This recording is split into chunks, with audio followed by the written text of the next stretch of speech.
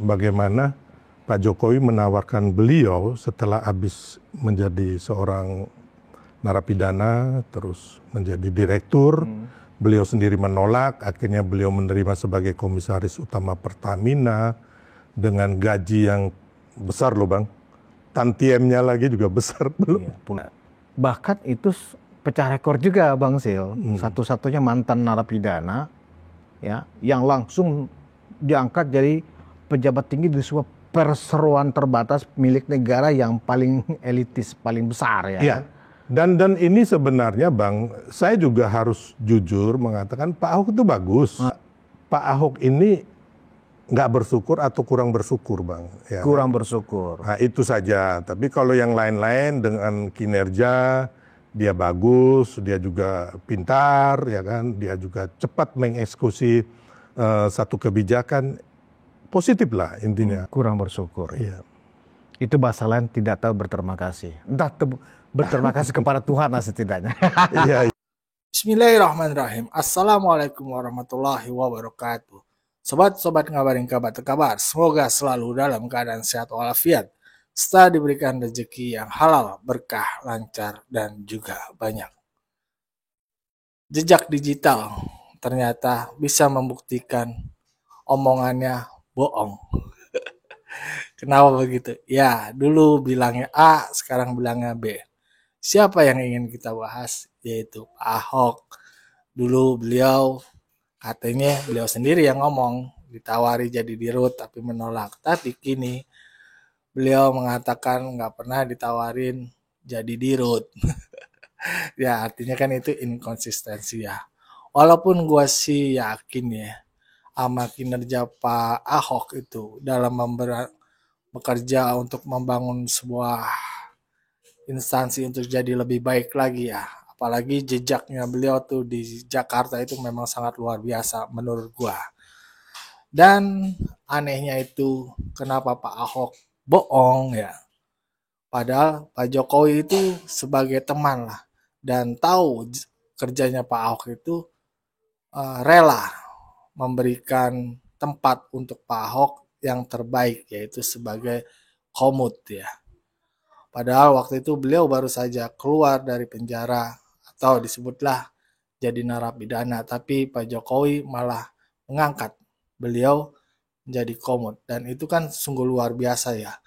Pak Jokowi itu bisa mengorbankan kepercayaan publik tuh jadi sama Pak Jokowi dinilai publik tuh bahwasanya Pak Jokowi loh kok narapidana diangkat jadi komut.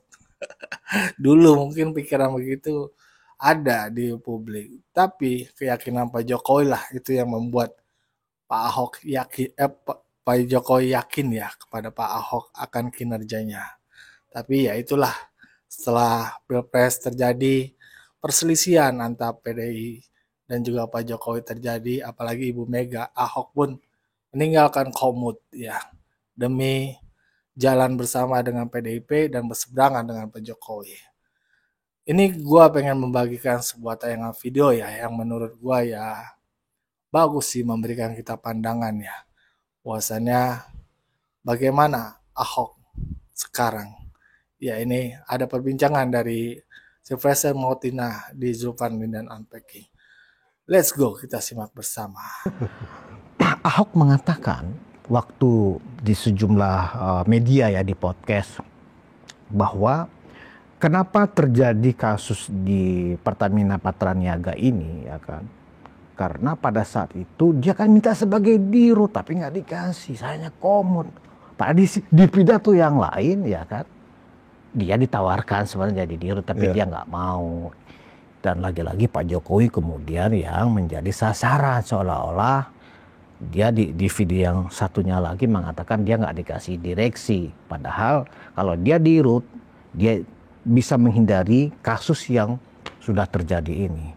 Nah, kasus ini kan terjadi 2018-2023. Ahok menjadi komut 2019-2024. Artinya apa? Ini era di mana Ahok sebenarnya bisa mendetek dan kemudian melakukan langsung pemangkasan. Kalau toh terjadi sebenarnya pengoplosan itu. Nah kalau itu dikaitkan dengan Pak Jokowi, kita bicara satu dulu nih tentang Ahok dulu. Termasuk juga nanti ada Sritek, ini juga Pak Jokowi lagi nih. Ya, gimana Bang Sil? Ya, terima kasih Bang Budius. Saya luruskan sedikit ya, bahwa kalau Pak Ahok mengatakan bahwa dia nggak ditawarin jadi dirut, berarti dia bohong. Karena sepengetahuan saya dan dia sendiri pernah bicara bahwa Pak Jokowi, ini ucapan dia sendiri lagi ya, kita reply ucapan Pak Ahok bahwa beliau ditawarin jadi dirut Pertamina. Tapi Pak Ahok menolak karena waktu itu dia bilang dia ingin jadi komisaris.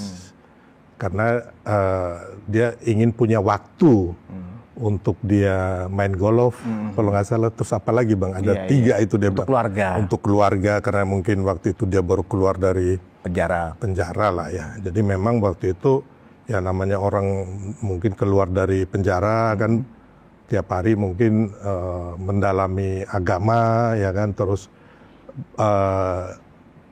suasana politik dan sebagainya, beliau masih asing ya. Jadi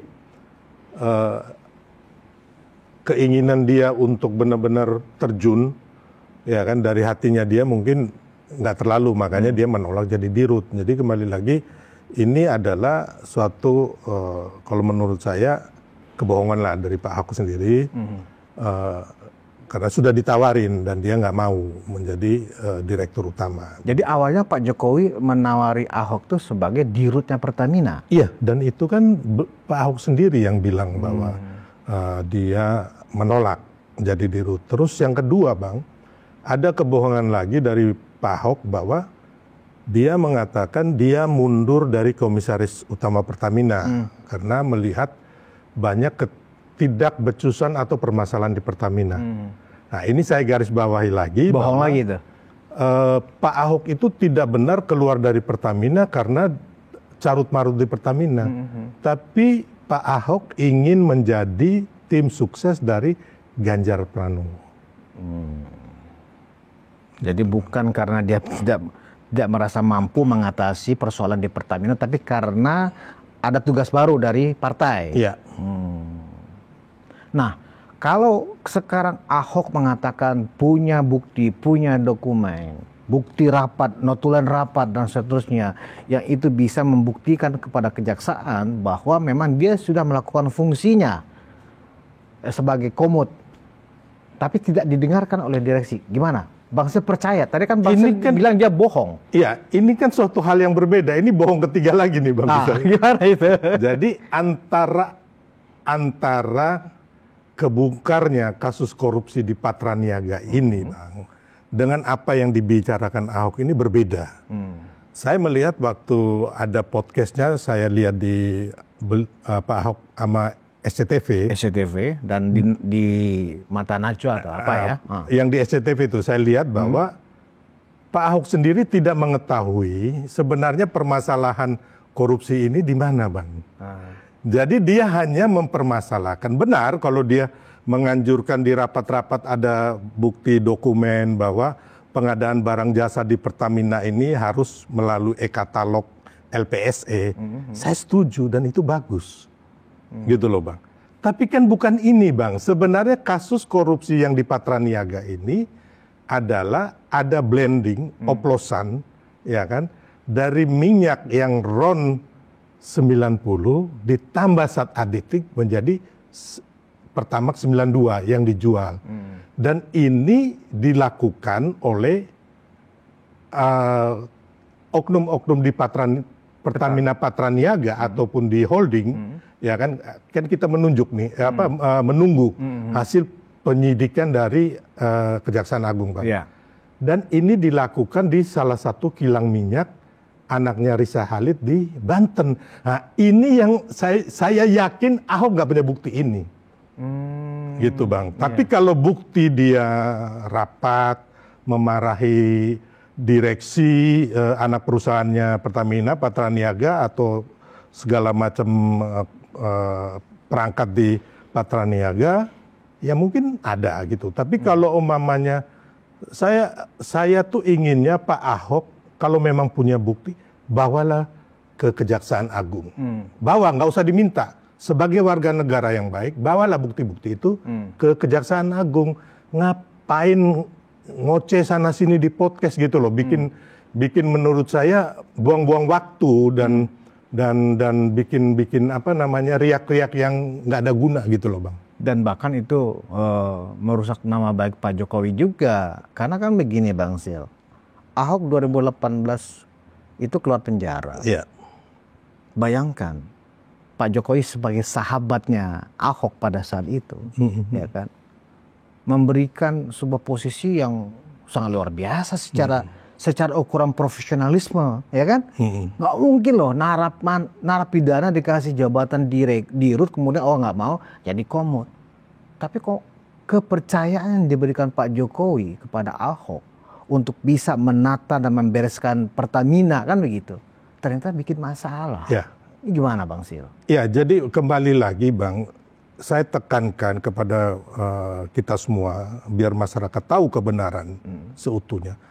Itu bisa dilihat juga di media ya kan, bahwa Pak Ahok itu mundur dari Komisaris Utama Pertamina karena menjadi tim suksesnya Ganjar. Dan itu bukan hanya Pak Ahok. Ada teman saya dari PLN juga, Eko Sulistyo, mundur dari PLN. Jadi waktu itu dua lowong Bang, gitu loh. Pertamina sama PLN. Pertamina PLN. Nah, ketika proses Ahok sempat mundur itu dan kosong kan? Iya, kosong.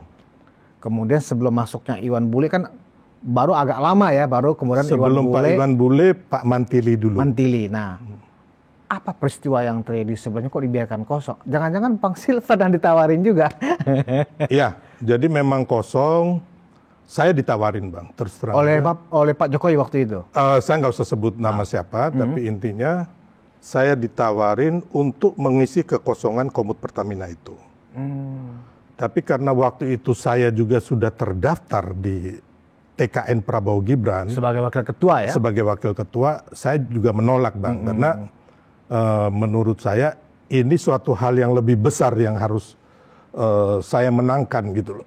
Untuk Pak Prabowo dan Gibran ini, kalau saya dan juga masyarakat dan juga teman-teman bisa memenangkan ini kan bukan hanya Pertamina yang kita urus, tapi sebuah negara untuk Indonesia ini maju Bang. Makanya saya menolak karena saya harus keliling waktu itu dengan Mas Gibran, termasuk dengan Pak Prabowo, acara-acara TKN itu dan juga kampanye di mana-mana itu, saya termasuk yang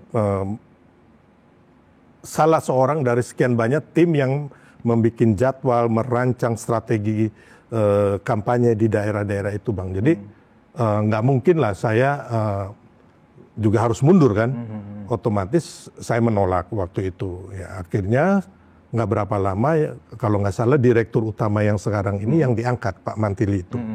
Jadi Komisaris Pertamina. Terus nggak lama beliau akhirnya menjadi direktur baru utama. Pak Iwan Bule yang menjadi komisaris utama gitu. Pada saat Bang Silvester ditawari untuk menggantikan Ahok saat itu sebagai komisaris utama, apakah Bang Sil juga sebenarnya karena terlalu berat saya sebagai komun karena banyak masalah Pertamina, atau benar karena alasan kesibukan TKN itu? Satu, kesibukan TKN. Terus yang kedua, saya juga punya kantor hukum dan juga saya punya beberapa bisnis yang memang saya pasti akan mundur dari semua itu Bang. Dan menurut saya apa yang selama ini saya jalanin sudah baik gitu loh. Jadi saya lebih memprioritaskan pekerjaan saya, profesi saya, usaha saya sendiri, dan juga kedudukan saya sebagai wakil ketua tim kampanye nasional itu Bang. Itu yang lebih saya beratin daripada komisaris utama Pertamina. Dan Abang harus tahu bahwa komisaris utama Pertamina itu dia harus tiap hari ngantor Bang. Sebenarnya Ahok juga bilang dia nggak tiap hari ngantor, dia tiap hari ngantor. Dan dia juga sign Bang. Ada mungkin kontrak ataupun kontrak-kontrak besar, selain direktur utama itu Komut juga tanda tangan. Biasanya begitu Bang. Kecuali komisaris independen ya. yang datang kapan saja ya, yang paling top ya pas RUPS baru datang. Paten juga Bang Sylvester ini, Iya. sebagai wakil ketua TKN tetap happy ya kan, Iya. tetap sebagai barisan terdepan dalam menjaga atau membentengi Pak Jokowi, padahal nggak dapat jabatan apa-apa loh setelah kemenangan Prabowo Gibran. Kalau yang Bukan lain-lain kan kita mendapat, lihat Bang. kan pada marah-marah ini Bang. Oh enggak, jadi bukan nggak dapat, saya ditawarin. Bahkan untuk yang komisaris utama Pertamina itu 2 kali saya ditemuin oleh ya yang ya saya nggak usah sebut nama siapa ya kan, saya ditemuin supaya saya bersedia, tapi saya bilang enggak, kan kita masih pemenangan lah di ujung, udah di ujung itu Bang, di ujung pemenangan lowong tuh. Ahok kan mundur Bang, jadi lowong ya saya ditawarin, tapi kita kan udah mendekati final kampanye gitu loh. Padahal yang di bawah-bawah Bang Sylvester yang bukan wakil ketua sudah jadi pejabat atau jadi komisaris loh Bang Sil. Ya itu takdirnya mereka Bang. Iya. Ya saya sih mendukung aja, kawan-kawan baik, bagus, mau bekerja untuk rakyat, saya sangat mendukung gitu. Iya. Oke, kita kembali ke persoalan Pertamina tadi Bang Sil. Jadi kalau kemudian Ahok dianggap sebagai orang yang tidak tahu berterima kasih kepada Pak Jokowi, Bang Sil sepakat itu?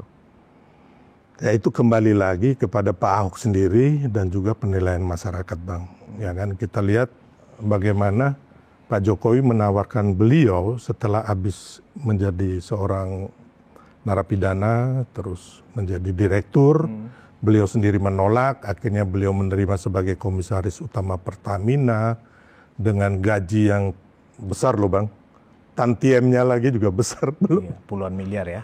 Jadi saya pikir harusnya Pak Ahok bersyukur lah. Ya kan, jadi kalau tanpa Pak Jokowi, dia nggak gubernur, bukan anggota DPR. Ya kalau saya lihat sih dia bukan siapa-siapa Bang.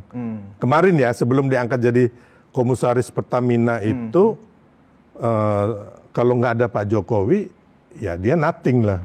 Ya bahkan itu pecah rekor juga Bang Sil. Satu-satunya mantan narapidana ya yang langsung diangkat jadi pejabat tinggi di sebuah perseroan terbatas milik negara yang paling elitis, paling besar ya. Ya.